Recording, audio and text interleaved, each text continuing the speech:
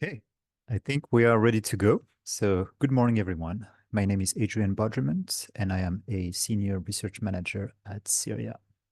So thank you so much for joining us for today's webinar. We are very excited to launch the new CIRIA guidance on blue roofs, a guide to implementation. It's a very successful webinar. We have more than 250 registrations so far, so we hope to see a lot of people today. And we hope to have many different questions for our speakers a little bit later during this webinar. But before that, here are a few housekeeping points. So first of all, this webinar is being recorded. You are in listen mode only, but you have the opportunity to raise your hand if you have any technical difficulties. You also should have access to the chat, which allows you to post any resources that you want to share with the group. And then you have the Q&A, which is where you can prepare your questions for the speakers and also sums up questions of other participants to show your interest in this particular question. At the end of this webinar, there will be a poll. If you want to have a CPD certificate, you will have to complete this poll. So please stay until the end if you would like to do so. And then you can see at the bottom here that we have a few social media hashtags and shortcuts. So if you want to use those to share what you are learning during this session, please do not hesitate to do so. And we are starting at 10:30 and aiming to finish at 12:30. Okay, before we dive into the topic of the day, just a little bit of background on who we are. So CIRIA is the Construction Industry Research and Information Association. We are a not-for-profit member-based organization, and we are aiming to provide the best knowledge and information available to improve the performance of the industry in our chosen sectors. To do so first of all, here is a snapshot of our membership. You can see that we are reaching very wide within the construction industry. You will recognize here some of the the public organizations, but also the consulting firms, tier one contractors, academia, providers, etc., etc. A little bit on our outputs. We are well known for our guidance document, which is the topic of the day, of course. But here a few on screen. So SuDS manual, the natural flood management manual that was released a couple of years ago now. Here I have the biodiversity net gain guidance. We also provide trainings. Most of them are stemmed from our guidance document. So here I have on screen designing SuDS and constructing and inspecting SuDS. We provide networking opportunities. Among them, we have our annual lecture, debates, and awards. And we have a series of topic-specific communities of practice. So here we have SuStrain, but we also have one on build of sites, on soil, and on biodiversity. And lastly, we do provide tools, the latest one being CIRIA Best, which is a benefit estimation tool, giving you a monetary value for choosing to go nature-based solutions versus business as usual. For this specific project, I would like to thank the project steering group. You can see the list here on screen. I won't read them all, but these were the one participating in steering this project, making sure that the product at the end is the most useful and that is going to be like a very much used document throughout the industry. Our funders, each and every of our guidance document is being funded through the industry. So this is a huge thank you to all the organizations on screen. Without you, we couldn't have done it. So thank you so much for your support throughout this project. And of course, our team of authors here, led by Carl Harrop, and you will hear from some of them today during the call, so I won't introduce them all, but we also would like to give them all a huge thank you for the effort in producing this guidance document. Today, we have a packed program. We are going to talk a little bit about the background behind Blue Roof, and then we will dive into the guidance document. And this will be followed by a series of case studies. And lastly, we will have an interactive discussion and Q&A. So you can see that around the 11:55 mark, this is when we are going to go through the Q&A questions. So if you want to add them, please do so right away, or whenever, when you hear something and you want to ask a question about it, please feel free to do so. And I would like to introduce our chair for this webinar, Martin Osborne, director at Hamdin Consulting, former head of profession around the water theme at WSP. But of course, Martin is also very well known for the WMP blog on all things urban drainage. So Martin, I will leave it to you to continue and introduce our speakers. Thank you, Adrian. It's a pleasure to chair this launch of the guidance, because I also chaired the steering group during the development of the guidance, and this was an interesting steering group to chair because it overlapped with COVID and with lockdown, and with the trend towards doing more and more things online. So in fact, the steering group never actually met face to face. It was a large group with funders and other representatives involved, and it was an interesting challenge to keep it all going just online with virtual meetings. But pleased to see that we got to where we were trying to get to, of producing this important guidance on blue roofs. So why is it important? What's the problem that we're trying to solve? Well, I think everyone's aware of the issues around urban drainage. It's a hot political topic at the moment, and a hot campaigning topic for many people. So climate change leading to more intense rainfall, growing population leading to more wastewater and also more development, and increasingly dense development in cities. So the trend to move to cities away from more open areas. And all of this is leading to increased load on urban drainage systems, discharge into rivers from storm overflows, causing impact on river water quality and pollution, and increased frequency and severity of flooding, especially in urban areas. We've all seen the videos and photographs from Valencia, and maybe it's just that in this country we've been lucky so far that we haven't had anything like that. But it could come, it could be a part of the future.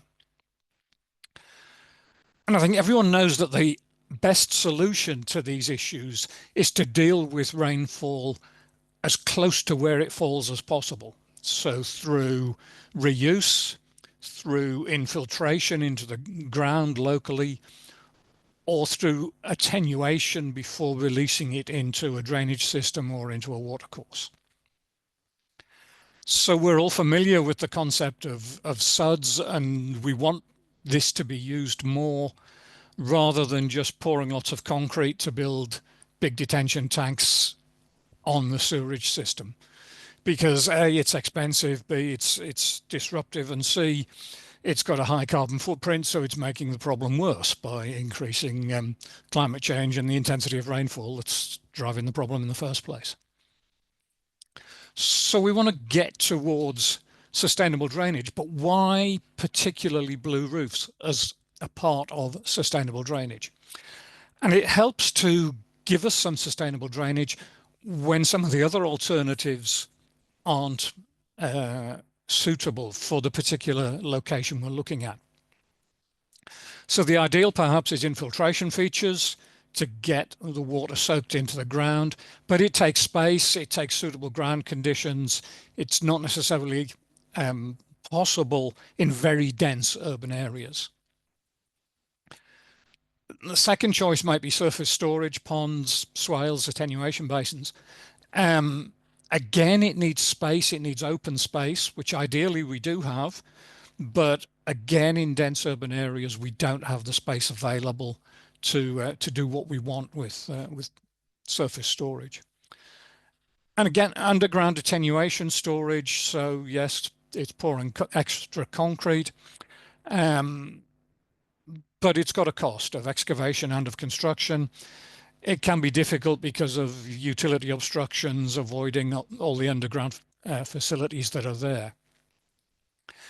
So blue roofs are a suitable alternative where there are challenging locations that mean that those others can't be used or are too expensive. So it's making use of space that's already available in a roof, on a podium. It deals with the problem immediately at source as to where the water is actually falling, and it ties in with potentially rainwater harvesting for reuse, with attenuation, and if tied in with green roofs as well, a combined blue roof, green roof, gets evapotranspiration to get rid of some of the water rather than infiltration. So blue roofs have a strong potential use as part of the suite of sustainable drainage facilities. But we need to do it right. So I'm an urban drainage engineer. I know about urban drainage, I know about SuDS. I knew nothing about how to build a roof, even just an ordinary roof, and how to waterproof it before we started on this project. So it was a real learning journey for me about all of the different aspects that needed to be considered in building a roof and in building a blue roof. So we've got to consider how it integrates with the structure, with the insulation of the roof, with the waterproofing, with other utilities that are part of the roof, with air conditioning units and other features like that, and how it then connects in with the external drainage, how we attenuate, how we control the flows going to the external drainage. And we've got to do all of this to ensure that it's safe, that it's resilient, and that it's usable and maintainable, and that it will last for the lifetime of the building and won't contribute to shortening the life of the building. So blue roofs are important. There's a lot of issues that we need to get right to do it properly. And all of those are covered in this guide to implementation, which really is very thorough in going through all of the issues that you're likely to come across and how to overcome those issues. So I'm delighted to chair this session to present these. You'll notice as we go through that each speaker, there'll be a brief biography put in the chat. So if you open up the chat box, you'll see the biography of the speakers as they're introduced. And also, if you open up the Q&A box, you can type in questions. Please type them in as we go along, because as soon as you think of them, put them in. Give the name of the speaker, would help us to know who to address it to, or say that it's for all speakers if it's a general question. So do that as we go along, please. So now I am pleased to introduce Carl Harrop, the founder of Watershed Engineering, and Malcolm Waring, the Managing Director at CRM Rainwater Drainage Consultancy. So these were the two lead authors of the guidance and know far more about the subject than I will ever learn. So Malcolm is going to take the first slot to talk about some of the technical calculation details, and then Carl will join in with some of the more practical aspects. So I'll now pass over to Malcolm to take us through the guidance. Thank you very much, Martin. So let me just.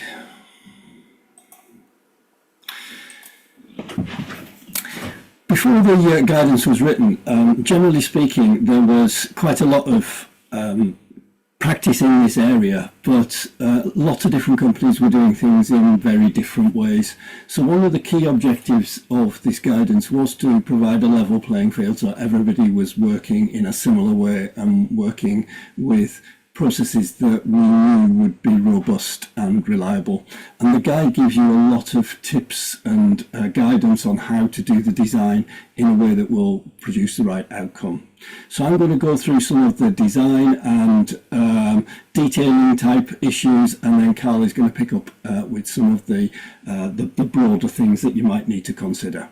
Malcolm, just before you start, can you just turn your microphone down a bit? You're coming across rather distorted. I'm a bit loud, okay. Yeah.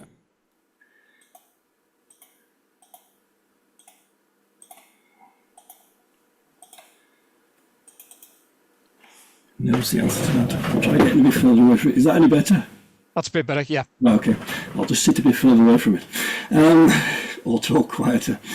Right, so the first thing that we need to look at is whether a blue roof is going to be suitable for that particular site. So we need to look at what the what's required on that site. You know, how much water we need to store. That we would do that by looking at the flood risk assessment, looking at different consultees, and they would feed in to start with to tell us, yeah, how much water do we need to store on that site? Do we need to store any?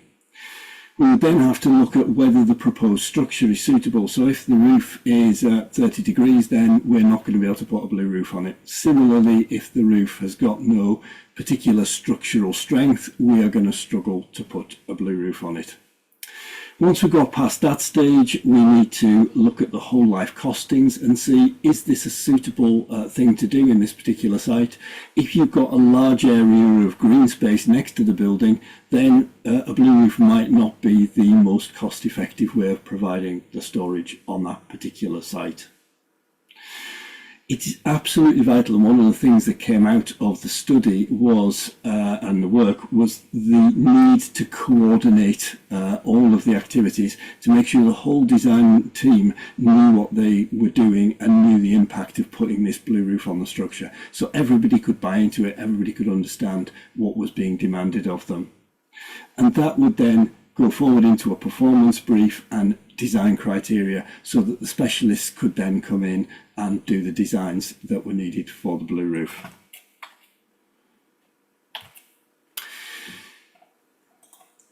The next thing that we would probably look at there is the design process that you would follow. So everybody's familiar with this normal SuDS graph, aren't they, where we know that the peak inflow which is coming in is much greater than what we would ideally want, and so we attenuate the discharge so that we can keep it down to a target discharge rate, which will tend to replicate either what was there before or natural runoffs. So I'm going to just briefly go through this, because we will come through some of the more detailed bits in some of the slides further on. But essentially in the guide there is a flow chart which takes you through the whole design process, starting with working out what our inputs are, rainfall return periods, what kind of rainfall event, what kind of rainfall data we should be using, what our maximum water depths are, what our maximum outflows are. We then undertake some sort of course calculations to work out the overall volume of storage that will be likely to be needed. If that is then checked against the structure and is shown to be greater than that which is the structure is capable of holding, we would then have to go back into the design process. We'd have to look, you know, could we reduce the areas? Could we take the water somewhere else? If that, if we can reduce it by increasing outflow or reducing catchment area, we'd go back into the system. If we can't, then we'd have to look at, can we put the attenuation somewhere else underground outside the building? If we can't do that, then a blue roof probably isn't going to be suitable. If we can, then we design the storage to a lower level and bring it back into the system. Once we've gone through that procedure, We can then start to look at undertaking the detailed designs, and we're going to talk a little bit more about the various things that we would think about for those later. Taking into account all of the things that you have to think about when it's on a roof that you wouldn't necessarily have to think about when it was underground. So water depths, thresholds, all sorts of other bits and bits that we'll cover in our later slides. Once all of that is done, we then would go through to our coordination, working out our details, our depths, overflows, and all the little detail bits that we would need to get a final design in place. So I'm just going to briefly talk through some of the things that you need to think about when you're looking at doing a blue roof.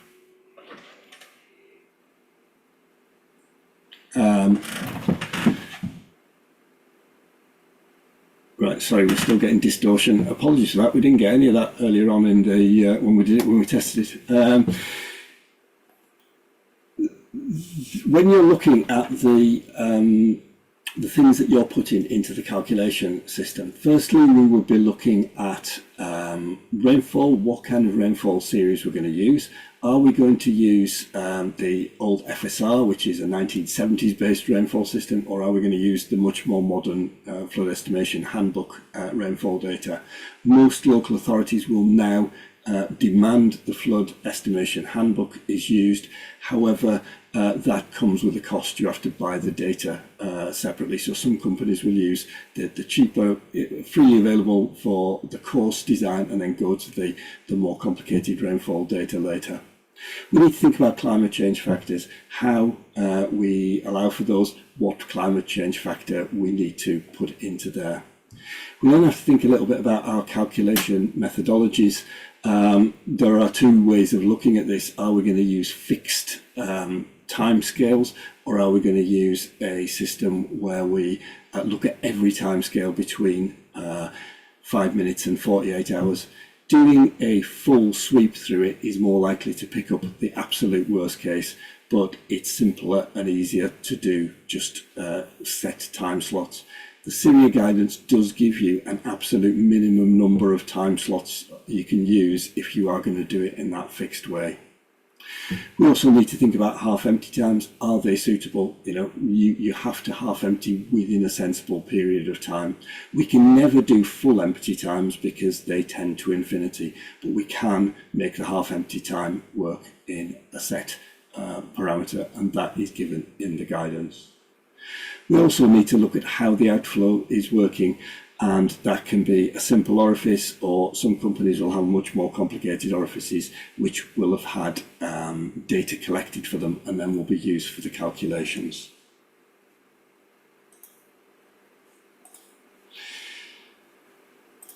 In terms of the calculations, we need to look at some other bits and pieces as well. We need to find out what our acceptable runoff rates are, and they will then feed into our calculations. If we have cascading roofs, so i.e. if we have an upper roof which isn't blue dropping onto our blue roof, that needs to be taken into account in the calculation. That will make the water depths much higher on the blue roof because you've got more catchment area than you have storage. The porosity of the storage is something you also need to take into account. If you've got an open void box, that will need a lot less depth than if you've got a granular material. If you've got a mixture of the two, that's still possible to calculate, but it becomes a much more complicated calculation to do. All of these things are possible, and the guidance just takes you through how you might want to approach those things. As I mentioned before, if you're putting an underground tank in, it doesn't really matter about where you store that, or things like depths are quite a bit less important. But when you're on a roof, every millimetre counts, and so we need to think about how much freeboard we have to various things like thresholds, and also tolerances on the roof. If you've got a bit of up and down on the roof, that has to be allowed for. So the picture you can see on the right hand side is our recommendations for threshold levels, where we have maximum water depth plus overflow depth plus a freeboard to allow us to make sure that we never get water into the building. Also plus a level variation if there is a level variation on that roof. I think we need to also think about some of the practicalities. There will be a minimum outflow that you can actually achieve for any particular building.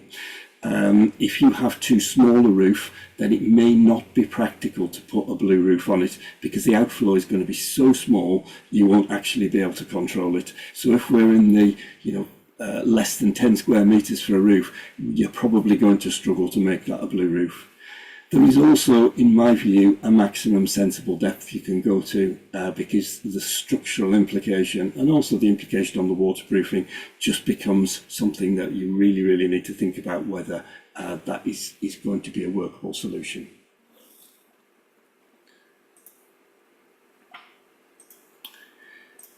One thing that came out of our very early discussions in the guidance is the question of falls on roofs. As soon as you move from a completely zero falls situation to a situation where the roof has been laid to a fall, the system becomes a lot less effective, because if essentially water won't sit there on a slope, it will all flow to the bottom end of the slope, and the longer the slope, obviously the less efficient that's going to become, because the deeper the water is going to be at one end and the shallower at the other end. The design must include the falls if they're present, and that must be built in at the very, very earliest stage of the design. And if a design has been done not taking into account falls, that must be recorded in such a way that if falls are introduced later, that is taken into account, because it will make such a big difference to the acceptability and the capability of the design.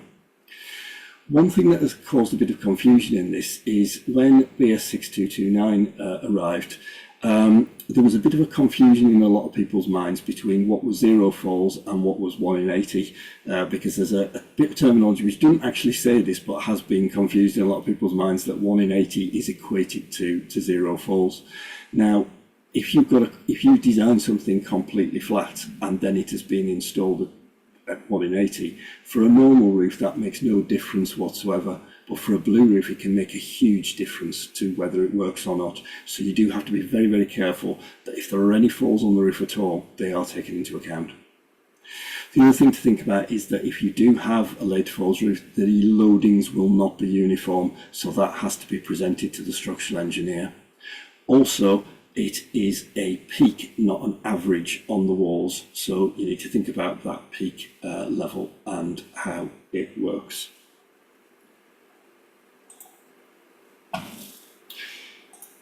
One of the other things that we looked at as part of the study was the concerns about flotation of insulation.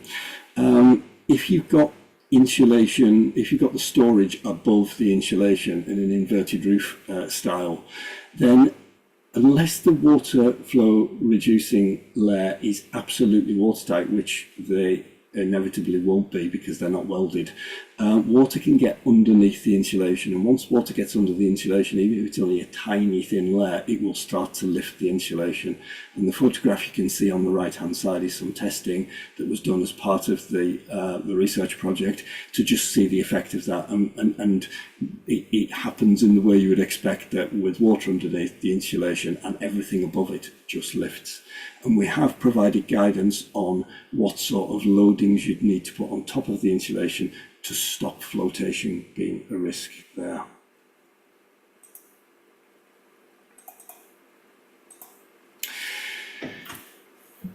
One of the key things I think with blue roofs to make sure that they are successful is to ensure that all of the details of the inlets and the way you're going to let the water out off the roof are detailed correctly to reduce blockage and to make sure that the system will work properly and will allow overflow if required. So most companies in the market have developed their methodologies for doing this. One thing that I think you as users would be should always think about is the smaller you go in the orifice, so i.e. the smaller the flow you're going to let out of this roof, the more easy that will be to block. So the more protection you might need to put around that orifice to stop it blocking. So if you've got a 20mm orifice, then a coarse screen will be all that will be needed to stop that blocking. If you've got a 2mm orifice, you would probably need a a geotextile screen around it to stop stuff going in. One other thing to think about is if you've got any lime materials leaching out of surfacing on there, that might lead to blockage over time. So you may need to put in some sort of provision for removing that blockage.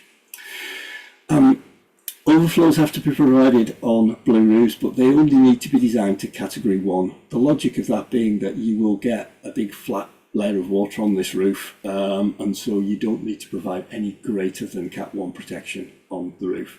Ideally, those overflows will be through wall, but quite often that's impractical, so they're put in as part of the outlet. Now, Hmax is the maximum water level that's been designed, but when you're presenting that information to the structural engineer, you should also include the overflow depth, the amount of water you need for the overflows to work, which will give you a peak overall water depth.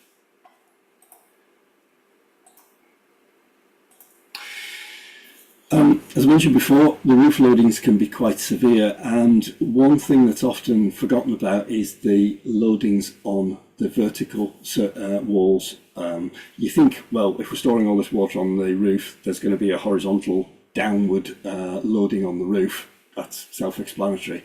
But in most cases, there aren't particularly big loadings on parapet walls.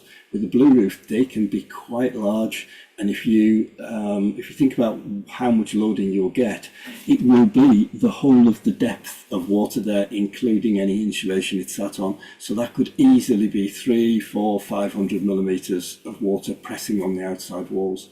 That suddenly becomes essentially like a small reservoir wall, so that needs to be very carefully designed by the structural engineer. The parapet walls are one thing, but also there may be some internal walls that you need to think about, things like lift shafts and projections coming up through the roof.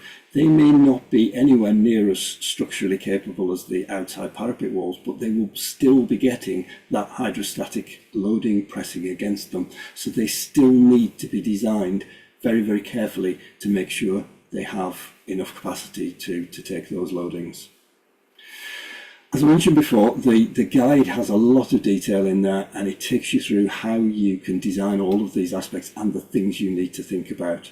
And I would just recommend that you have a good look through it, and it will take you through step by step through that design process. I will now hand over to Carl, who will take over on some of the other items. Thank you, Malcolm. Yeah, so as Malcolm suggested, Malcolm's gone through the technicalities of the design. What I'm going to try and do is just try and flag some of the hurdles and watch points that if you're undertaking a design, or if you are managing the process of a blue roof design, that you might need to look out for. So I think that's on that. One of the first ones is and easiest ones is catchment areas. It's all too easy in the early stages of a project to take your civil engineers or your flood risk assessment attenuation volume and purely divide it out across the roof area, and come up with a depth and say, yep, we've got a suitable blue roof potential. That's a mistake for various reasons. One, that won't account for void ratio. It won't account for the available area of blue roof, and also it might not tally with the potential catchment area. So you with a blue roof, unless you're cascading, you need to make sure that you can catch enough water on that particular roof to achieve your overall site storage volumes. In terms of void ratio, when we talk about void ratio or porosity, we're talking about the available space in the void that we've created for the blue roof attenuation. Commonly, this is a plastic void format, but it might be aggregate, it might be open water, it might be under pedestals, it might be within the growing medium of a blue roof. Sorry, green roof. So each of those will have their own void ratios, which are critical in feeding into the calculation. if we took an example of a plastic void former, would typically be 95–96% void ratio, whereas a aggregate might be, say, 30%. So you need to make sure that's factored in, and that it's accurately factored in. As you can see by the photo there is occasions where aggregate will be used to infill difficult cuts around the plastic crates. So you need to be aware of that, or make an allowance of that. All of the intrusions into your blue roof zone need to be accounted for. That means your air vents, your service penetrations, your lift shafts, all need to be taken out of the blue roof zone calculation and added into the catchment. So you can see that it's very easy to end up with a overall void ratio in the 80% as opposed to the 95%, which might be the tendency to use from an initial calculation and just looking at a particular product. You may also want to just think about the long-term use of the system, and if there is going to be a degradation in the capacity due to siltation. As Malcolm looked at, outlet numbers are important, and it's often tied in with structural deflection. So again, with BS 6229, they recommend that either remedial works are undertaken to remove low points, or outlets are situated in the low points caused by the various types of deflection. This can lead to the need or the requirement for numerous outlets if you put outlets in all of your low points. But that can also lead to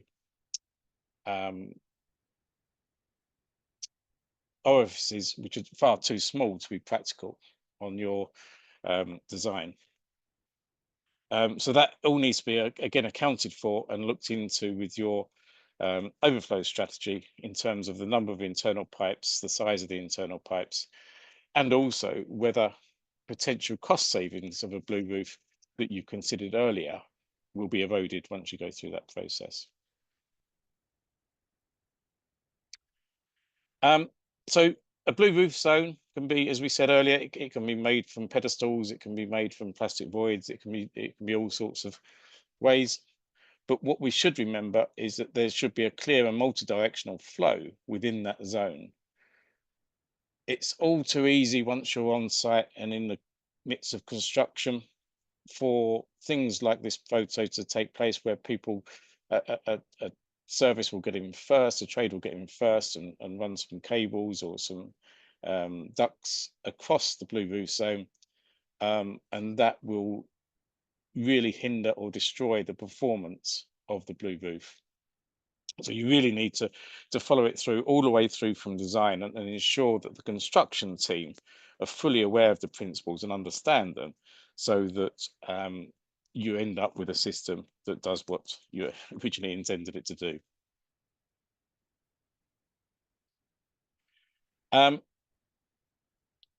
Again, as was mentioned earlier, the amount of people in the design team that a blue roof will involve is exceptional, really. You need the waterproofing guys, you need the trades, you need the architect, you need the structural engineer, the fire engineer, you need everybody to be aware of the blue roof and the implications it might have for their particular discipline. From a project management point of view, that obviously leads to some issues as to how you manage that.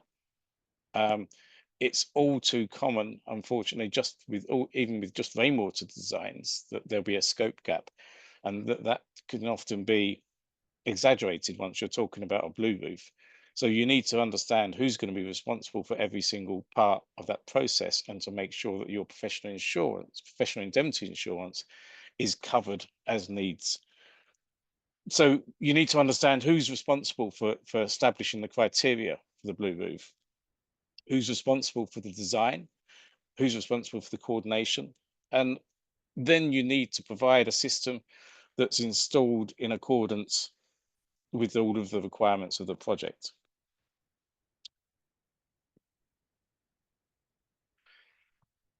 I'm not going to pretend for a second that I'm a fire engineer, but one of the things you do need to do is, again, just flag to the fire engineer on the project that you're using a blue roof, what the components are, what the configuration is, and how it's all going to be put together, because that will need sign off and it will need examination. Generally speaking, if you have a flammable void former, if it's encapsulated with non-flammable materials such as paving stones, paving slabs, or aggregate, or a blue roof, there's generally a way to get around any particular problems with that. But as we all know, fire safety since Grenfell is a moving target. So consult that fire engineer. Maintenance, just really always seems like an easy one, but these outlets contain very small orifices, are very easy to block, and you need a warning of blockage. So whether that be external overflows, external warning pipes, telltales, or an electronic system linked to the BMS, you need to understand if that system is failing. When maintaining the system, you need to know where everything is. I mean, that photo, for example, yeah, two guys scratching their heads. Where on earth is this outlet that we need to unblock before the roof floods? So mark the outlet on the paving in some way or form. Make sure it's in the record information. And that needs to be all of the elements of the blue roof. So if you've got inlets with filters, the outlets, the void itself, perhaps just, you know, so the odd access point to understand if there's a siltation problem. We need to remember that this, in effect, is a building services system, like any other air handling unit or anything. It's an important part of the building services systems, and we need to maintain it and look after it. It's not a fit and forget system. So warranty providers. Each of the warranty providers tend to provide their own technical guidance. Be careful. Some of the requirements differ from what's in the CIRIA guidance. So as soon as you can in the design process, talk to them, read their guidance, and understand who's the warranty provider and what their particular requirements might be. Just finally, just looking at some of the ways you can integrate blue roofs into systems. There's the opportunity to store water on the roof, potentially, with some very detailed design to store the water for rainwater harvesting, to give you a rainwater harvesting system that is pump free. You can use the water for irrigation. If you start to look at open systems, which again needs some careful detailed design, you can start to address urban heat island impacts. You can look at combining the attenuation with downstream attenuation, using smart controls that look at weather data and empty or allow the water to be stored, depending on what the forecast weather is. Obviously, combining with green roofs. And there's all sorts of other systems like tray systems that are coming onto the market, secondary membrane systems, and multifunction roofs where you can, for instance, put it underneath a mugger and use your blue roof to good effect. That's pretty much it for that section. Thank you. Thank you, Malcolm and Carl, for taking us on a gallop through the guidance. As I said, it covers a lot of detail of all of the different aspects. Carl mentioned fire engineering and other services and so on. It's a lot that has to be considered. I see there's questions coming in. Keep them coming, and please do vote them up by clicking the little thumbs up symbol. because that makes my life easier in knowing which questions I should prioritize to ask at the end. Okay, we're now going to look at some case studies. We've got 4 case studies which are featured in the guidance, which will get in more into the detail of how some of the issues were overcome and how it was actually made to work. So the first one of those is going to be from Carl, who we've just heard from. So he's going to talk about the lantern development. So over to you, Carl, for that case study. Thank you again. So the lantern, formerly known as Stevenson House, is a office with a section of residential just close to Euston in London. The client was Lazaria Investments. The original plan was for the structure to be maintained, and that's, I think, where the planning was based. However, for various reasons, it was decided to demolish the above ground structure and to rebuild. However, that led to some fairly small floor to ceiling heights and challenges in terms of replicating the original structure and sight lines and planning conditions. So the original design, or the outline design, was for the rainwater to discharge into some above ground tanks which were stored in the basement. Pumps would then lift that water out at a controlled flow rate into the sewer.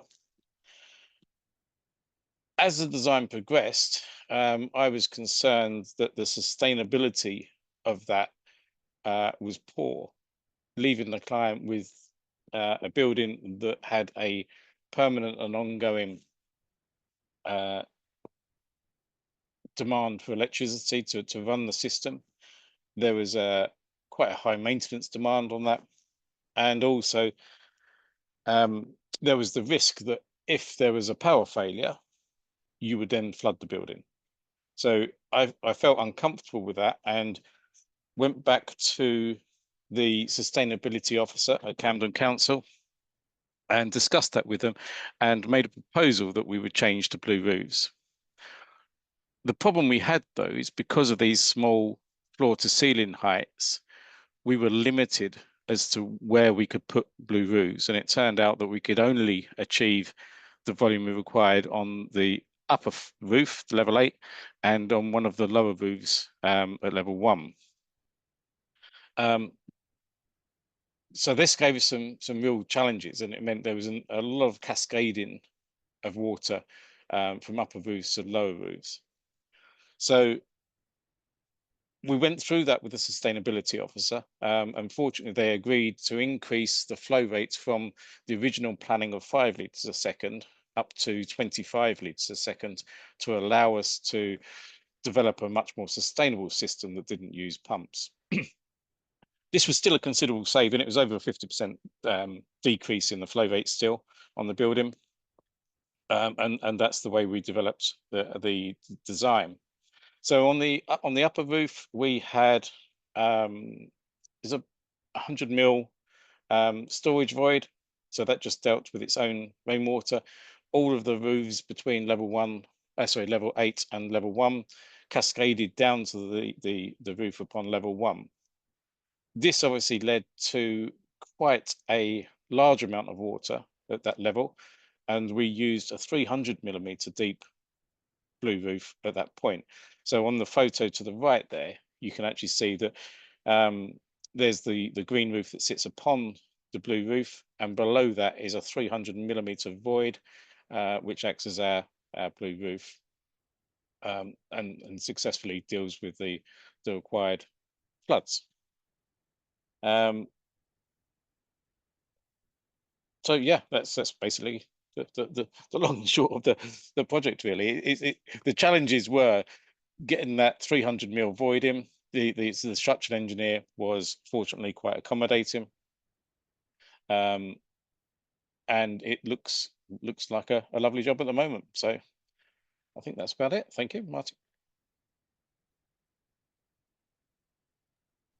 Thank you, Carl, for that. I'm sure we'll we'll come back to that with some questions later, because it looks like there's some really interesting challenges there and changes across the all of the different aspects of it.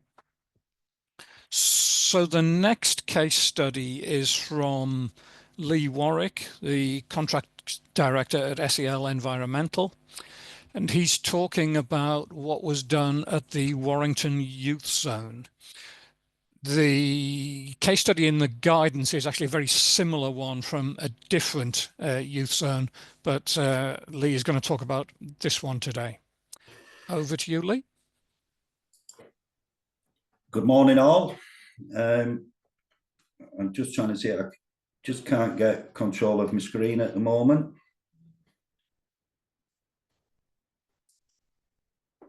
There we are. Thank you very much.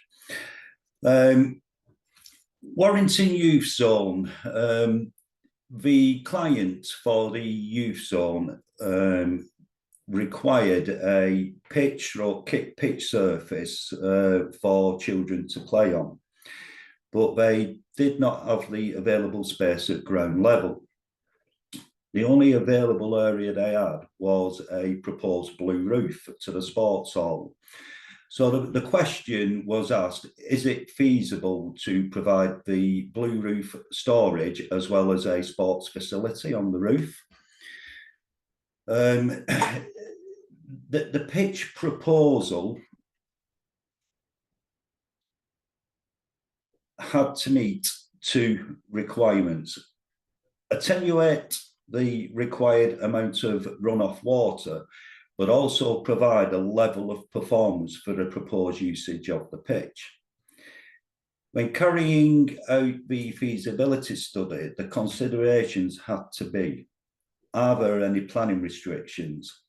Can the roof area take the potential loadings for the blue roof drainage and pitch build? Can it be integrated with the existing proposed roof drainage system? Does the roof have a sloping finish? Does the built system need to comply with fire safety regulations? Part of the process was to carry out consultations with the project structural engineer, project drainage designer, architect and roofing contractor, as all these disciplines were key to getting the build over the line. During the process, we had to give consideration to existing services coming through the roof, the loading up of the roof from a point of view of point loadings for stored materials, and the existing waterproofing. The pitch build at any time must not compromise the existing or proposed waterproofing system. The surface pitch build must accommodate the blue roof storage element, as well as provide the performance criteria. The attenuation raft was designed to accommodate the runoff from both horizontal and vertical surfaces, while also complying with the permitted discharge from the roof. We had to ensure that there was no restriction to the existing detailed water outlets. And we had to ensure that there was numerous layers of filtration that would not allow debris to get to those outlets, because the bulk of the outlets were under the playing surface. And you do not want access covers coming up in the playing surface. So we had the pitch build itself, the synthetic grass, the geotextiles and the attenuation zone as layers for filtration, and a bespoke manufactured roof outlet via an orifice to filter and restrict any possible debris getting to the system. And the key element, the playing surface had to be permeable. Thank you very much.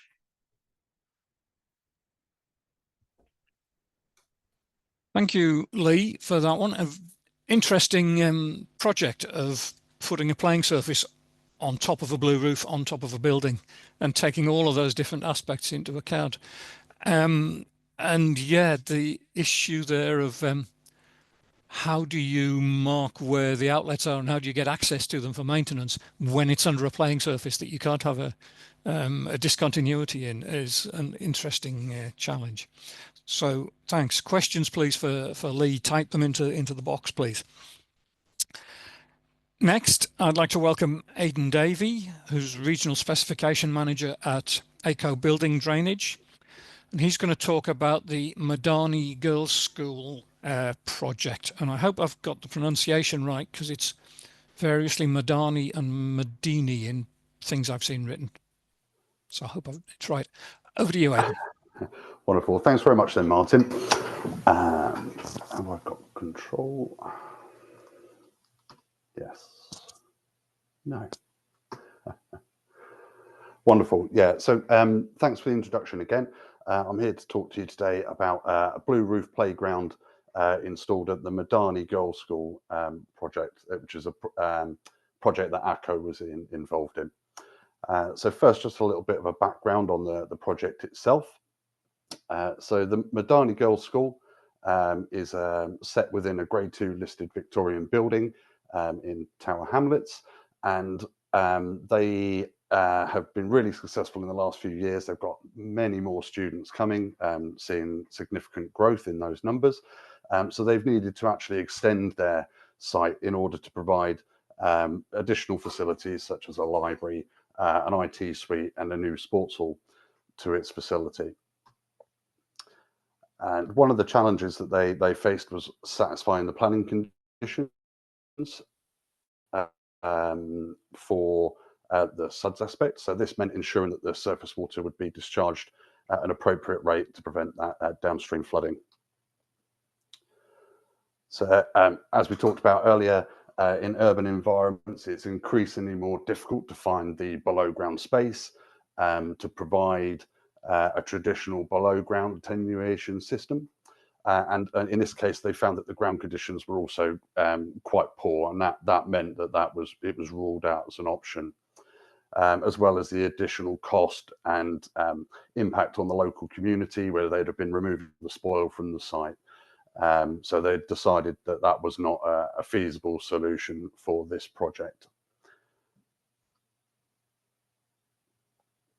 So the solution to that was actually to utilize the roof space for that runoff and create a blue roof, meaning that they could discharge those planning conditions.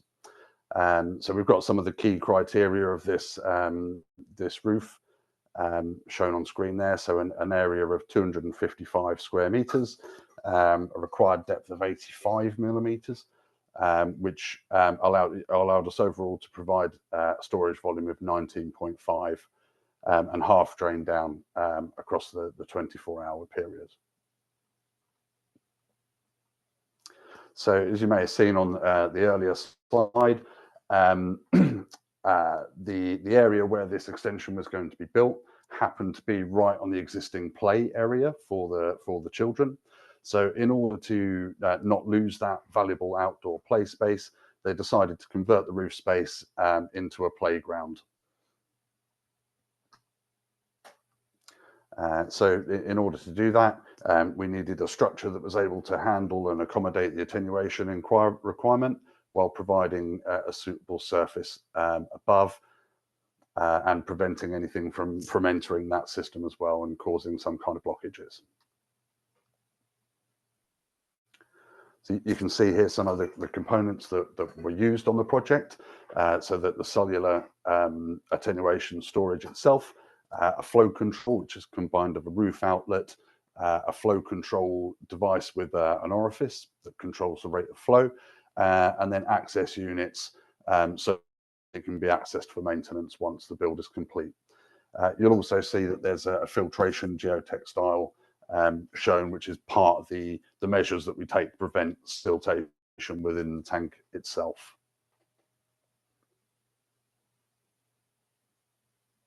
So some pictures from the actual construction. You can see in the top left picture, we've laid out the roof blocks on a protection fleece and on the primary roof waterproofing. In the next picture, you can see them laying a permeable asphalt system across the top of it, which actually provides the playing surface for the children. We then have the flow control with the overflow tube shown in the top right picture. And you can see the raising rings, which are there to provide the access.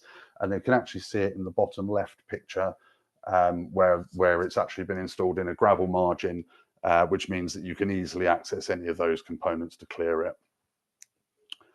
So in the bottom middle picture, you can see it's a concrete plinth that then had a safety fence built on top of it. And this actually went down on the main roof. So to make sure that we had free flow between the different areas of blue roof, these plinths came with apertures at the bottom, which would allow the flow through to the gravel margins and away to the flow control. And then around those gravel margins in the final picture there, you can see there was actually an extensive green roof installed as well. So we tried to capture some of the biodiversity benefit at the same time as the other SuDS pillars. So here's a picture of the finished article. You can see the actual building. You can see how constrained it is on this site and what little space they actually had to work with. You can see the gravel margins at this end, and at the far end is the flow control, overflow provision, and the extensive green roof. And then you can see the plinths on and the safety fence, and then on the inside, the permeable surface. So I think that's the end of my section, and thank you very much for your time. Thank you, Aidan. Again, another really interesting project there of, so this time a permeable tarmac surface, but then with a gravel surround. So some complicated calculations there that so Malcolm talked at the start about correctly allowing void ratios and so on for the mix of different materials. So interesting combination there. Thanks. We're going ahead of time here, so everyone's been quite quick in presenting their case studies. So we will have plenty of time for questions at the end, or I might even go back and make someone expand on their case study if there's something really interesting comes up. So for the final case study, let's hear from Michael Anaxagorou, who's sales director at AXTA. And this is a residential scheme at Lily's Walk. So over to you, Michael. Thank you, Martin. Can you hear me okay? Yeah, that's fine. Brilliant. Thank you. So let's make sure I got control. Excellent. Thank you. So quick disclaimer. I'm not a attenuation or drainage consultant, or do not have that background. As was introduced by Martin, my background is actually waterproof, flat roof waterproofing design. I work as a national sales director for AXTA. We specialize in flat roof waterproofing design, supply and manufacture of rainwater and water goods, water management goods, which includes obviously blue roof finishes. So the project we wanted to talk to you about today and illustrate as an example was Lily's Walk. This was quite a large project. It was actually one of the largest projects of its kind outside of the capital, and included a site-wide blue roof system across both podium roofs and across a number of main roofs. And there was quite a number of challenges that were presented to us. I should add, actually, the scope of this project was a residential build. So this is for it had I think, a commercial application beneath the podium, but all the residences, that is all the high-rise residential blocks, were all residential units.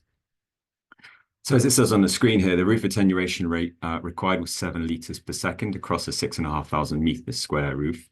That's extremely low for quite a large area.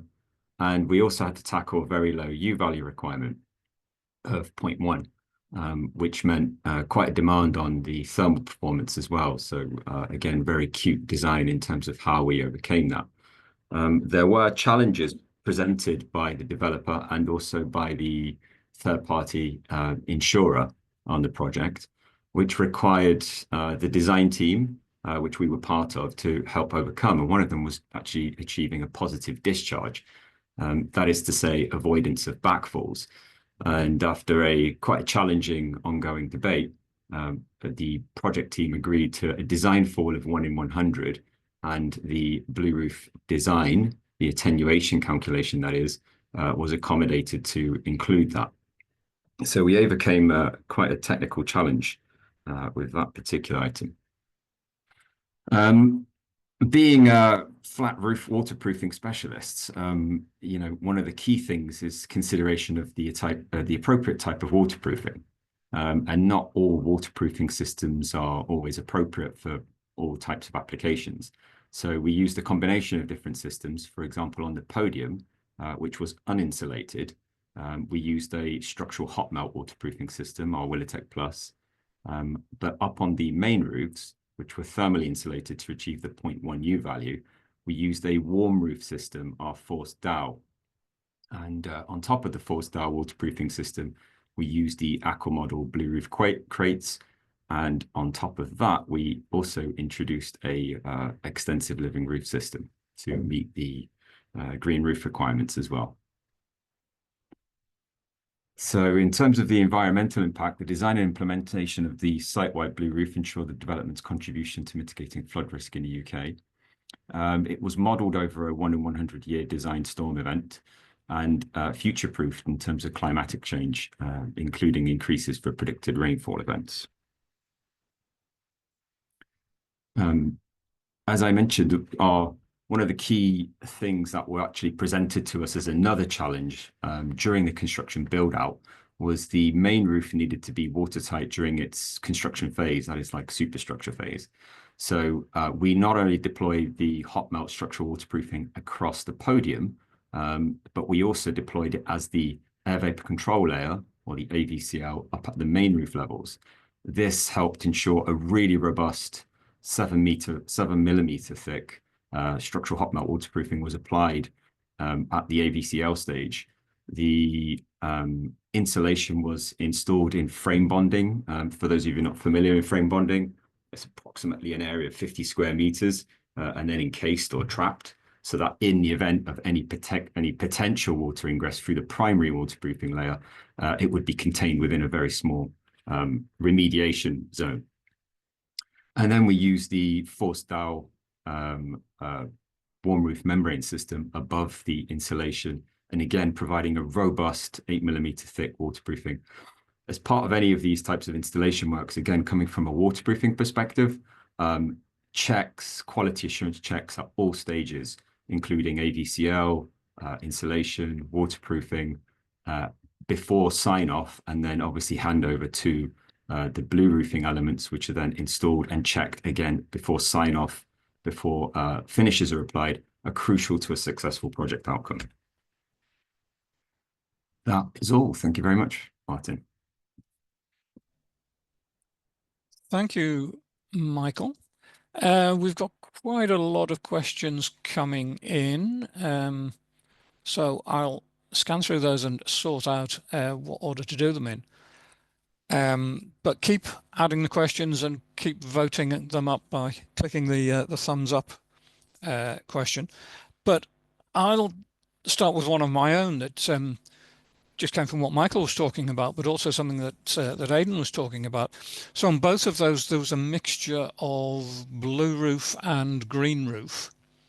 So a question perhaps, what's the driver for having those two different components in one development, and what were the advantages and disadvantages of each? So perhaps Michael first, and then Aidan can chip in. Yeah, I'm happy to go and talk about that. I'm also a GROW board member, so I sit on the Green Roof Organization.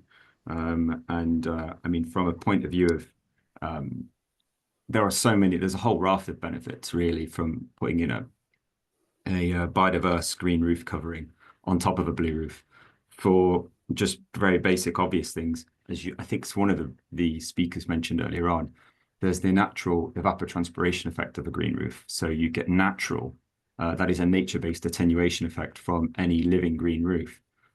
So as part of the precipitation effect, where the first place water lands is on the roof, and obviously interacts with this green vegetative plants there. It naturally is attenuated, it's naturally recycled, and only really where you get exceedance within the buildup does then the engineered blue roof system then kick in. So the two, from our perspective as a waterproofing system designer, but also as a Grow board member, are very much hand in glove, symbiotic. Okay. Aidan, do you want to chip in with why there was that mix on your development? Yeah, sure. So from our point of view, we know that the engineered blue roof section, the actual attenuation crates, if you like, only really deals with the volume control on a project. So in order to achieve some of the other objectives of SuDS, such as biodiversity, that's a great reason to include a green roof on your blue roof system. And additional points if you can actually use some of the stored water to irrigate your green roof and reuse rainwater as a resource at the same time. Yeah. Okay, thank you. Let's look at some of the questions that have come in. And the most popular one, no surprise at all, is about zero fall roofs. So from Federica, we found that zero fall roofs with a blue roof are not accepted by insurance companies. What's your experience on that? And I know that we discussed this many times when drawing up the guidance. So perhaps one for Carl and Malcolm on this. Yeah. I think the first thing to revert back to is the early engagement with the warranty providers. That's absolutely critical. You need to understand what their requirements or recommendations are before you leave it too late and go to war with them. What we have found, however, in practice is that zero gradient roofs can be accepted, providing you work hard to eliminate backfalls, that you get approval, that the whole system works together. So you can't, I wouldn't for a moment say that it can always be accepted. It's always about an individual project discussion with your warranty providers, but it isn't impossible. If you do get pushed to go down to the gradient road, then it doesn't necessarily totally rule out a blue roof. But again, if that decision is made early, you can incorporate the necessary structural and design requirements in the project. Okay. Malcolm, have you got anything to add on that? I don't think so particularly. All I would say is I think it's probably a slight misnomer on their part, because I think if you have an inverted roof, even if it's laid a gentle fall, you'll still have a lot of water trapped in the various items on that roof, so it will still be holding water. It won't drain entirely simply because of the way the structure works on there. And Michael, you said that you were pushed to a 1 in 100 on the case study you presented. How hard did you push back against that? And was that just end of story? Well, this is a daily encounter. Speaking with my team nationally, this is a daily encounter we have on any type of project, really, residential, commercial, especially on the new builder. You've got third-party insurers involved. We have products, as many manufacturers do, waterproofing manufacturers do, that are approved for zero fall and tested, in fact, to a head of water pressure across the lap joints. So we know these products won't necessarily, well, they won't fail if they've been appropriately installed and designed. The issue is a case of risk and perception of risk, really, in the event of a defect. So yeah, we've done both, to answer your question. We've gone down the route of, let's say, absolute zero, where we've done the deflection analysis desktop, we've done the deflection analysis post-construction, we've done corrective measures to remediate any backfalls and address any backfalls, and we've waterproofed those structures appropriately with the accredited systems. But we've also, as we showed on the Lily's Walk example, where the third-party insurer pushed back, we've also accommodated a roof to falls, albeit a very nominal fall, just to ensure that positive discharge was achieved. Thank you. And a related question from Mark of even where there is a fall, so not a zero fall roof, but there's still a big challenge of getting buy-in from the developer because of the perceived risk of leakage and obtaining insurance. So what is there in the guidance that will help people overcome those challenges? Carl? I think, yeah, sorry. I think one of the things to remember is that standard rainwater systems, if you pull out your brochure and look at a flow rate from a rainwater outlet, that's based upon there being 35 millimeters of water at the low point.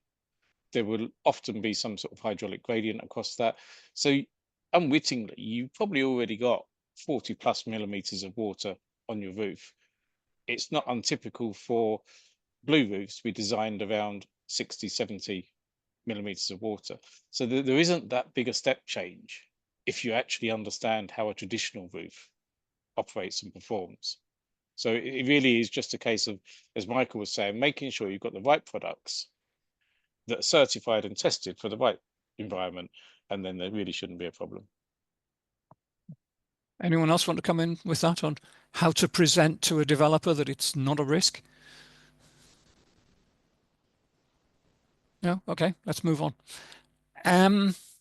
Yeah, this one I thought was very interesting. So Malcolm talked about the size of orifices and maybe even down to a 2 millimeter orifice, but then those comments about make sure it won't scale up with lime coming out of building materials and so on. So what is the absolute minimum diameter that you would go to, and what precautions do you need if you've got small diameters? So Malcolm, I think, for that one. It's a very hard one to answer that, because I wouldn't want to say something which would then preclude future developments, but it is really the case is the more you protect the orifice, the smaller it can be. So I think you do have to look at what's the runoff going to be, how much silt is likely to run off there, because that will block very, very small orifices. Is there any lime that could leach out, that could block very, very small orifices? Can you put in, maybe a geomembrane in the chamber to filter the water before it gets to the orifices? There are various things you can do to get down to very, very small sizes. I think if you're not going to go to that sort of level, or you have any of those risk factors, then you probably need to be thinking of a bigger orifice. Probably something around about the 10 millimeters mark. But if you can put those controls in place, then you can get smaller without there being a very elevated risk. It may also be that you just need to put in more cleaning regimes. So, we know that all of these orifices will need maintenance. You will need periodically to go and make sure that they're still clear. It may be the smaller the orifice you go, the more regularly you need to do that cleaning. Okay, thanks. Perhaps bring in Lee here, because if I understood correctly, Lee, some of the orifices that you put in on Warrington Youth Zone were not accessible because they were under the playing surface. So what was the size of those orifices, and what were the issues there? The size of the orifice is always designed or determined based on the attenuation zone and the permissible discharge off that roof. I think on that particular job, the orifice might have been a 10 mil diameter orifice. Now, by not, they are accessible, and what we try and do, we build a chamber around the orifice, but one of the considerations we have to give, in particular on a synthetic grass type pitch, is you do not want a manhole cover coming up within the playing surface. So basically the access chamber is basically just sits below the shot pad and the synthetic grass. So should there be a problem, it is a simple case of opening up the synthetic grass and removing the shot pad, and you can gain access. The position of the outlets are always known through the drainage design. If the outlets are beyond the playing surface, it's a traditional access cover and frame. But we also look at the risk associated with blockage on those orifices. And when we look at, we've got a synthetic grass pitch, effectively a sand filter, because sand is used to dress the pitch. We've got geotextiles, a shot pad, and then further layers in a aggregate regulating layer. The risk is very nominal. We've got several different types, coming back to what Malcolm said, several different types of filtering. Okay, thank you. And perhaps bring in Aidan here, that if I understood correctly from the photos you were showing, all of the outlets on the girls' school were in the gravel area around the edge, and you didn't put any in the surface in the middle. Is that correct? Correct. Yeah, exactly. So in our case, they were all easily visible and identifiable from the main surface, and easy to access for that maintenance. Okay. Were there any challenges in that of not having ones in the middle, the spacing of them, or was that okay? No, so actually it was completely fine. And the way that we achieved it was by allowing the free flow through those through the fence plinths, like I mentioned. So there's actually no issue with not having outlets in the center area of the roof.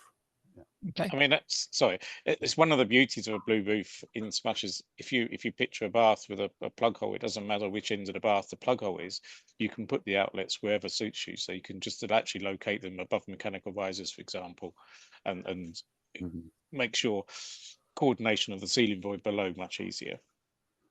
Okay. Thank you. This one, I think, for Malcolm. So runoff from facade down onto the roof. So I'm sure we talked about this several times. So how do you allow for vertical surfaces? Yeah. The guidance we looked at, we thought about this in detail, and in 12056 there is a requirement to take facade drainage into account, but that is largely because that's very short duration summer rainfall that's based on. If you were designing a SuDS tank under the ground, you wouldn't allow for vertical surfaces in that design, because it's a much longer term rainfall. The direction of the wind might change during that rainfall event. Therefore, following the principle of underground SuDS, we felt that it was probably most sensible not to take facade drainage into account. Interestingly enough, I've just been to a Met Office seminar where they're talking that climate change is likely to, in quite a lot of parts of the country, drop the short duration wind driven rainfall quite drastically. So, you know, it may change in the roof drainage stuff as well. Who knows? Okay, that's interesting, because the question was from someone who'd had that issue come up with building control, and was obviously struggling with that. So the guidance now sets out an approach. The guidance sets out, the CIRIA guidance sets out that you wouldn't take that into account because of the fact that it's a much longer duration storm. And it is much more equivalent to the kind of storm that you would use to design your underground tanks or your underground drainage. And vertical surfaces have never ever been taken into account for those type of structures. Okay, thank you. Anybody else want to chip in on runoff from vertical surfaces? No? Okay. Actually, I'll throw in one of my own before we come back to these other ones. I guess this one's for Carl. You mentioned the possibility of tying in with rainwater harvesting, which I'd love to see, because that, again, is solving the water resources issue as well as the drainage issue. Are there any schemes that have brought together blue roof and rainwater harvesting? There are some in design, yep. I don't know that there's any completed as yet. Again, the challenges here is the conflict with BS 6229, the perception that roofs should fully drain. But in principle, once you've overcome the hurdles of waterproofing, either with a secondary membrane or a suitably approved primary membrane doing the dual action, it's quite simple. You just put your rainwater harvesting outlet at low level, you set your blue roof, say 30 mil above that, and then you set your overflow at the appropriate point above that, and then your water drains into your rainwater harvesting system as a first call of port of call. If you want to get flash, then again you can link this to weather data, in so much as you can maximize the storage of rainwater during dry spells or when there's no storm predicted. Even if there's a storm predicted, you empty it by a mechanical valve and maximize the storage available for storm attenuation. But yeah, it's got to be the way forward to get as many elements of SuDS and water reuse working hard together as possible, particularly where we can design out pumps and maintenance items. Thank you. Let's go back to the list coming in. Yes, so on half empty time as opposed to fully empty time. So apparently some people have been quoting fully drained times, but the guidance has gone for half empty. Some Malcolm, one for you, I think. Yeah, fully emptying times just don't exist as a concept. Fully emptying tends towards infinity. It will never fully empty. It will always retain a small amount of water, because the less water you have in the system, the less inclination there is for that water to go out. And that has been recognised in attenuation guidance since the beginning of time. So if you look back at all of the previous methods for attenuation design, they've always relied on a half empty time, and the same with soak-away design. It's always been a half empty time, because it's acknowledged that you just can't do a full empty time. It's impossible to calculate. So yeah, message is stop pretending that you can quote full empty times, because you can't. Yeah. Okay. And typically speaking, it definitely isn't double the half empty time. So you'll come down to half, and then you will very, very, very slowly lose the last bit, and it will be the very last bit, the very small bit, that will take the time to go. Yeah, and half empty time is widely accepted for other things as well, so stick with that. Yeah. Anyone else in there? No. Okay, thank you. Well, I could just add. So this is something that we as ACCO have experience of from our below ground system. So you're absolutely right. We've been pushing towards the half empty time principle for exactly that reason you've mentioned. And I think as part of it came from previous guidance on the actual waterproofing aspect. Obviously, you're trying to get the water off the roof as quickly as possible. So that's where that 24-hour fully drained down idea has come from. Yeah. Okay, interesting question here of retrofit onto existing buildings and the extra challenges of retrofit. How much does the guidance cover this aspect? Yeah, Carl. We do cover it, albeit briefly. I mean, the challenge with existing buildings is understanding the structure. If there's good record information, then it's a fairly simple task for the structural engineer to give guidance on, particularly if it's a concrete frame building. Normally what we find is that the existing snow loadings far exceed the requirement of a blue roof loading, unless you're going to get to sort of, you know, over the 100 mil mark. I've not personally found any buildings that it was a particular problem on, and if there is, the structural engineer can give you a maximum depth, and you can back calculate the other way round and just get the most out of your system up to the maximum depth of water that the structural engineer will allow. One thing that I'll just reinforce that Malcolm mentioned earlier, though, is when you give system depths or water depths to the structural engineer, they must include the depth of water that it takes to operate the overflows to the design flow rate. So if you've got a design depth Hmax of 100 mil, you would probably need 135 mil until you're overflowing to the capacity of the overflow system. So that's the figure you give to the structural engineer, not the Hmax. Yep. That's really important to consider the worst case of overflowing at full rate. Has anyone else had experience of putting a blue roof retrofit on an existing building? We've looked at some designs, and we've obviously been party to them. They're often met with, aside from the structural issues, which are obviously completely valid and completely get what Carl's saying, that's the obvious one.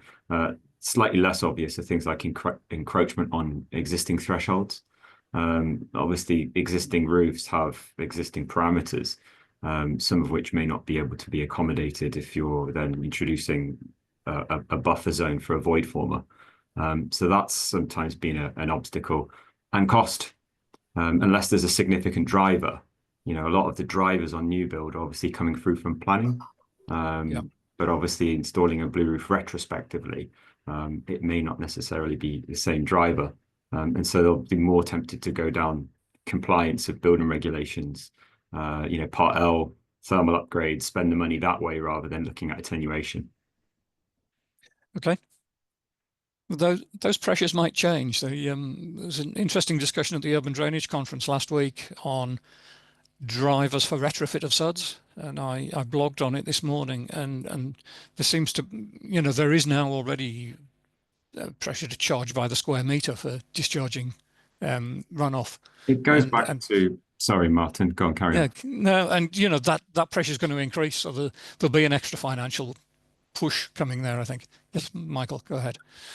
From a feasibility point of view, it's totally achievable. I mean, provided that the construction parameters can accommodate it in terms of weight load and threshold heights, etc. And as you know, we can accommodate the rainfall and the waterproofing design, etc.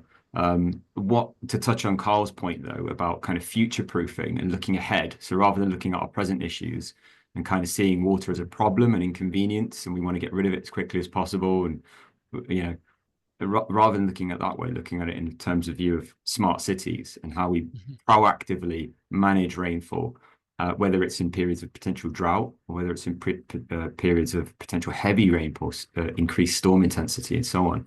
So that is where existing stock is very interesting, because there's a lot of existing flat roofs. So it's not all about the new build. I agree. If we could change the lens and change the narrative and the space and the thinking around that, and get more kind of incentivization, I think that will encourage more existing clients to look at utilizing their space in a more intelligent way.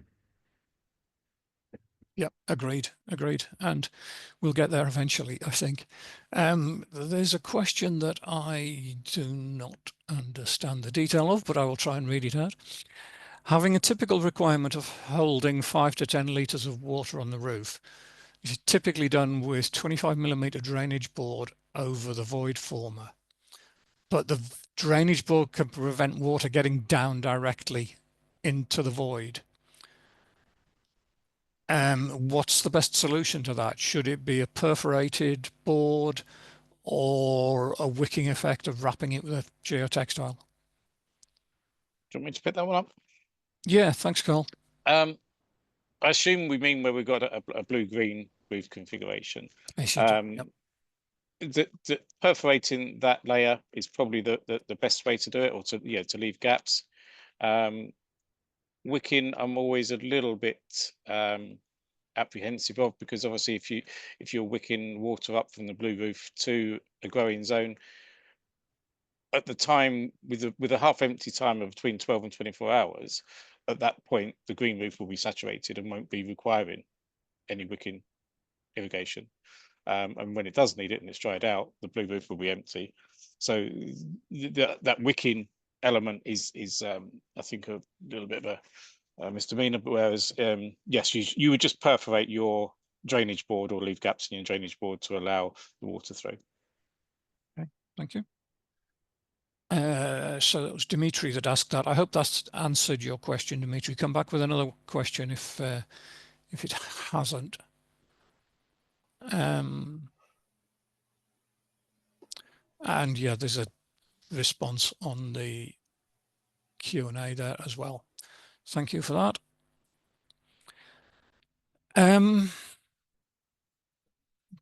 Comment really from Aaron about combining the restricted flow outlets with the overflows.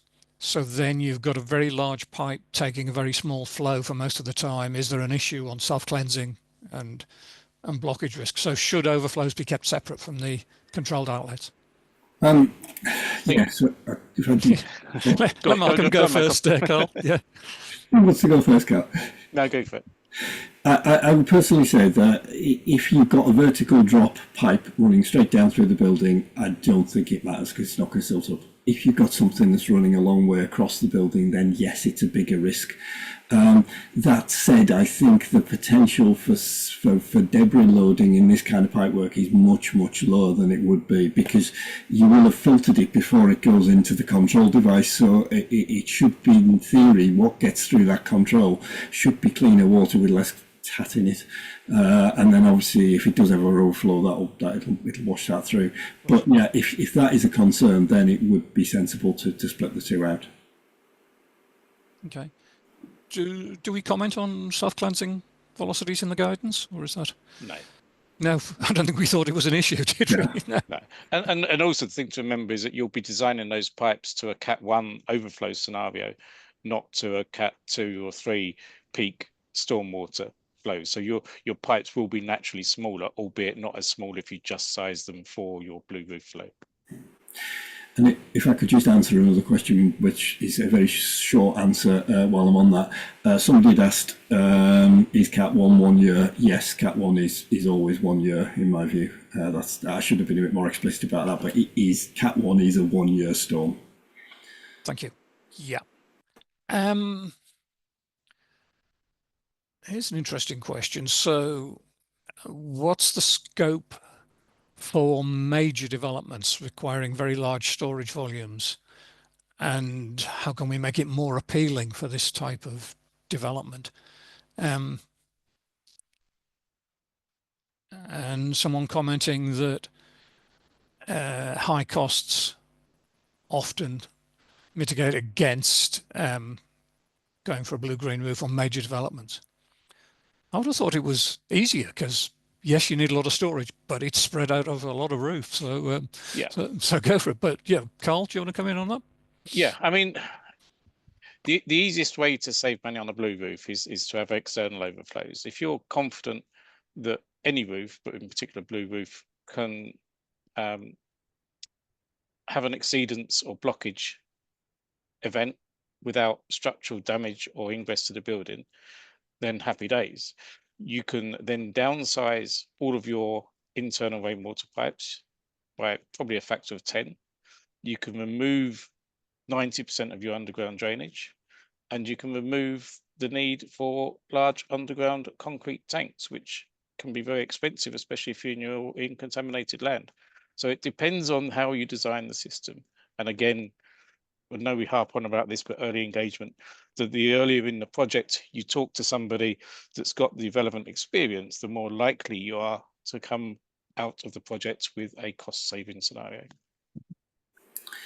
If I could just throw one in there, yeah. I touched on it briefly when I said about whether things were suitable from a cost point of view. Obviously, if you are in a place where you've got a lot of green land around, where you could put external surface attenuation features, then the blue roof probably isn't going to stack up cost-wise. But if that isn't the case, I don't think it matters how big the building is. If it's in a landlocked place, the blue roof could still give you a benefit. And when you think about a very, very large development, it is just a series of smaller roofs, usually, but there's just more of them. So it's a bigger design task, but I don't think it changes the economics of it particularly. Anyone else want to come in? Any experience of working on very large developments from the other guys? I can chip in just from the point of view of obviously having worked on quite a number of large developments, inclusive of residential, but also, as I mentioned before, sort of commercial type projects. Cost is always there and implication on program. But I revert back to, again, what are the drivers and what are the alternatives to pick up on what Carl and Malcolm were saying. What are the alternatives? Well, it's below ground drainage. There's excavation issues potentially to be featured there. And we're talking about inner city highly built up areas where we normally engage on these large schemes. And it's like Lily's Walk, for example, there's a prime example, a very onerous water attenuation rate. And these roofs are otherwise, and it's important to mention this, these roofs are otherwise dead space, right? So we're making these roofs now become active. And so they're actually forming part of that attenuation cycle in a much more harmonious way, because the first place water lands again is on the roof. So it's the first point of incidence that we slow it down. So it makes sense. And commercially, that does stack up, albeit there is a cost, just like with everything.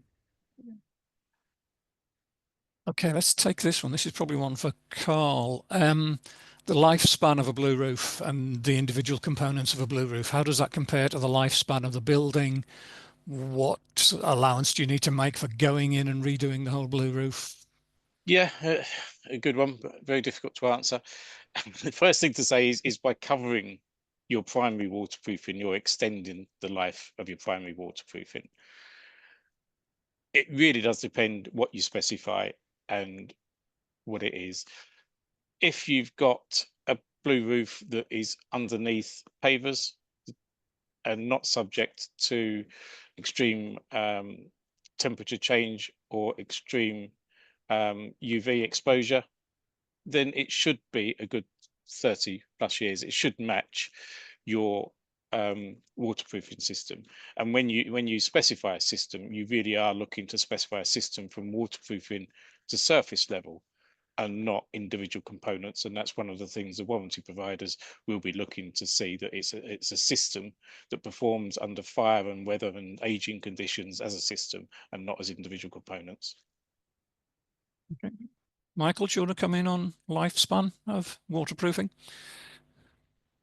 Well, it's interwoven really with maintenance. It's like everything else. If you neglect it, it will eventually clog up and probably have issues. Just in the same way as a flat roof, when we design and specify just an open membrane flat roof, it comes with criteria for maintenance. And that should be the exact same with a blue roof and or green roof. These things require maintenance in order for them to be able to perform. They may need some parts replacing at certain points, but I agree with Carl's point. If the roof covering is protected and the blue roof is protected by finishes, then effectively that acts as the buffer for both solar radiation, weather, climatic impact, etc., even mechanical damage. So the probability of those components being replaced is quite low. Is the short sort of answer to that. Okay, thank you. A question here for Malcolm of how much detail is there in the guidance on hydraulically modelling the systems? So we've given outline guidance on what we think is the correct set of methodologies for it, but we haven't gone into very specific. So we haven't said you must use this particular program or you must use that particular program. So we've talked about some of the benefits of the different and disadvantages of different rainfall models that you can use as an input. We've talked about the benefits and disadvantages of either doing it to find the worst possible duration in the storm or just doing a series of set durations. So we set out basic parameters rather than saying you must do this, this, this and this to do your calculations. Okay. One for Aidan. So on that case study that you presented, was all of that roof on a new structure, and did it affect the existing structure at all with horizontal or vertical loading? So no, in fact, this was a brand new extension. So I think I've seen the question you're alluding to there. So actually, all of the structural implications were considered in advance and designed into the building from the get-go. Yeah, we didn't have any issues with that. We have done work on some existing flat roofs where a blue roof needed to be added. And again, that's really where you need to consider what have somebody consider what that roof is able to take when it comes to not just the structure of the blue roof itself, but the amount of water that it's going to have to hold and the amount that it will need to hold to activate the overflows. Yeah. Thank you. Okay, there's a question about combined blue roof and green roof, of what allowance you make for runoff from the green roof. So there's a suggestion. This probably isn't covered in the guidance because we've talked about blue roofs rather than green roofs, but there's a suggestion that you ignore losses in the green roof in the worst for design because it could be saturated for your design storm. I guess that we don't cover that in the guidance. Anyone want to pick up on that? So sorry. Who's going for it? Malcolm. I can only speak to the experience we've had on doing testing of green roof runoff. What we found when we did the testing was that in very short duration rainfall, similar to the kind of thing you'd have on a freely discharging green roof, you get very significant attenuation of those short duration events, almost 100% attenuation. The longer that happens, the more the water just starts running straight through. So I think I personally would be very careful about assuming too much water was being stored in a green roof over the kind of time periods that it depends on what your critical event for the blue roof is. If the critical event is very short, then you could probably take a reasonable chunk out of it. I think if the critical event is very long, then I would be less inclined to take a large factor for it. Yeah, sure. And perhaps a related question of how do we future-proof for climate change? You know, the estimates of what future rainfall is going to be keep going up. Is that all down to just the overflows and overflow design? One from Malcolm? Yeah.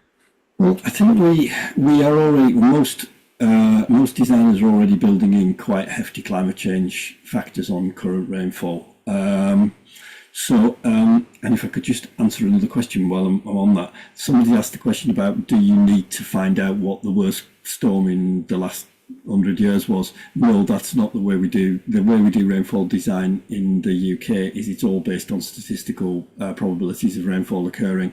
So one of the advantages of using the flood estimation handbook, the FEH data, is that it is based on much more recent science and much more recent data for climate. But then we increase that by adding a fairly large climate change factor, often 40% climate change factor, to allow for the fact that we are expecting that we'll have more rainfall than we would have now for these events. Thank you. Okay, we'll take a couple more. Back to rainwater harvesting. So if we're not doing it now, is there the potential for retrofitting rainwater harvesting to blue roofs that we're building now? And should we be considering that when we design the blue roof, even if we don't put the rainwater harvesting in? It's one for Carl, I guess.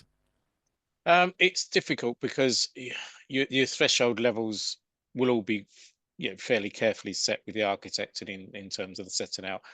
If you happen to have a roof that had some bunts in it, you could possibly, but I think you would really need to think about it at design to make it economic. Okay.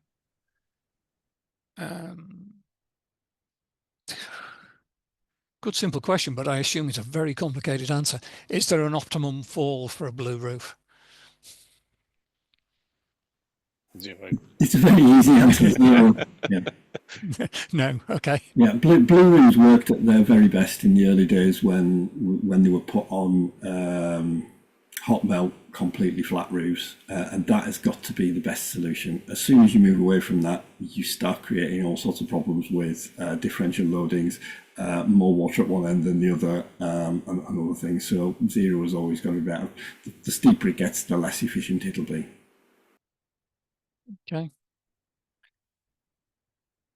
And a question on combining blue roofs with photovoltaic panels. Is that any extra challenge or any extra benefits? From a rainwater point of view, it makes no difference whatsoever because the surface area doesn't change. Yeah. One little word of warning, though, is again in discussions with your fire engineer. With a traditional blue-green roof, you'll be looking at fire transfer possibly from the floor below or from horizontal transfer. The intensity of a PV fire is far more than will be expected under ordinary circumstances, one would expect. So you may want to again have that conversation with your fire engineer if you are combining the systems. I would also add that just detailing is vital as well, because you'll suddenly have a lot of penetrations going down through the roof, and they will need to be detailed in a much more robust way than you would were it just a standard roof, because rather than having a little bit of water around them, they could have potentially 500-600 mil of water around them when they go into the slab.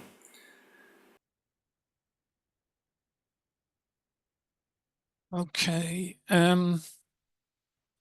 Any advice on very large span roofs where the structural implications become significant that might prevent a blue roof being considered? I don't think that the span really impacts the feasibility of a blue roof, apart from the deflection analysis. The load, as I said earlier, is predominantly going to be from snow, from plant, and from other structures on the roof. The weight of the water in structural engineering terms is normally not particularly alarming to them. The problem with the longer span is your deflection will become deeper, and if you're looking for remedial works to do that, to compensate for that, then it becomes a little bit more challenging.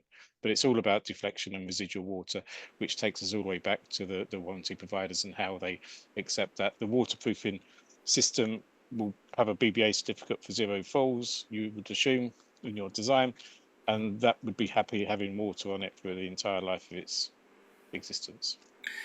The only thing I would add is if you are designing a very long slope roof to falls, that could become very, very deep at the outer edge, because you could have 500 mil variation quite easily on the actual surface, at which point you're not going to be able to store probably that much water at one end, so you'll only be able to use a bit of that as the blue roof. And would there potentially be an option of putting brake weirs in down the slope of the roof to get more storage?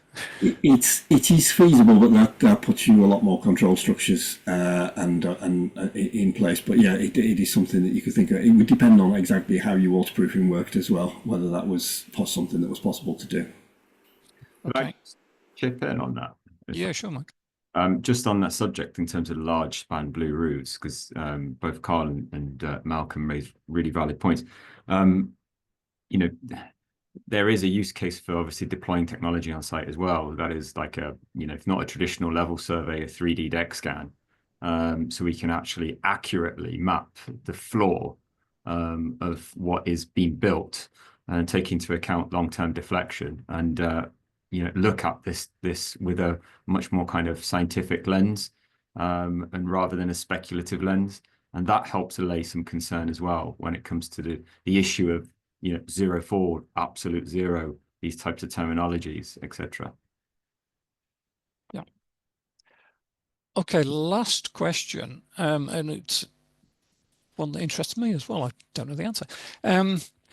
So we've shown in some of the case studies use of void formers and then gravel surround around the edge, rather than taking the void former all the way to the edge. What's the advantages and disadvantages of the two different approaches? Carl, do you want to start? Yep. Well, the advantage is time. Obviously, if you're not cutting the crates to the exact position, you're saving yourself time. It's much quicker to chuck some aggregate in to make up those spaces. The disadvantages are the loss of storage capacity. You've gone from 95% to 30%-ish. And the other potential impact is creep. If you've got a tight fitting crate system that's butting all of the structures, the parapets and things, it's not going anywhere. If you've got a relatively soft skirt around the edge, there is the potential, particularly on a podium, that you might get that system slightly tending to creep and move. So you would need to think much more carefully about what you're putting on it. If it's just foot traffic, it probably isn't a problem. If it's a podium, you probably would want to think twice. Okay, thank you. Anyone else want to chip in on that? Because we saw a variety of approaches on the case studies. I think all I would throw in there is that it could actually produce some quite useful filtration as the water goes through that. It can filter some of the junk out of the water as it runs through the system before it gets to the control structure. But equally it can block up with stuff. So that's the two sides of that. Yeah. Okay, I will draw this to a close. There are a few questions that we haven't got round to. We'll download those and see if there's any urgent things that we need to deal with.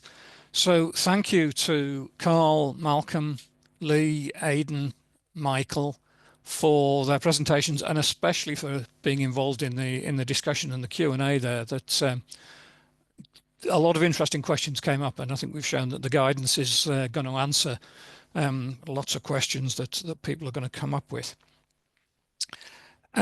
We will circulate a link to the presentations as long as everyone's happy with that. And yeah, I think what we've learned from today's session is that most of the questions that are worrying people are covered in the guidance, and that it really is a thorough and wide scope document that will really help you answer all of the challenges to use of a green route. So thanks to everyone who took part and asked questions and joined in, and thanks to all the speakers, and thanks to the authors of the guidance. So I'll now hand back to Adrian just to do some wrap up housekeeping things. Over to you, Adrian. Thank you, Martin. Fantastic sharing. Thank you so much for that. All right. There is now a feedback and CPD poll that is going to pop up. So if you want to have your CPD, you will have to complete it. So feel free to do so now. And while you do this, I will share a little bit more about the next steps. So the document is now available on CIRIA website. It is available as a PDF or as a print document. And there is a delegate offer that is running now, which will end next week on the 27th of November.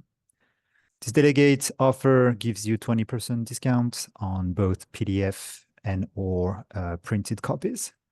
So instead of 50 for CIRIA members and 100 for non-members, the offer reduces down to 40 for CIRIA members and 80 for non-members. If you have any questions, feel free to send us an email through the inquiries at ciria.org.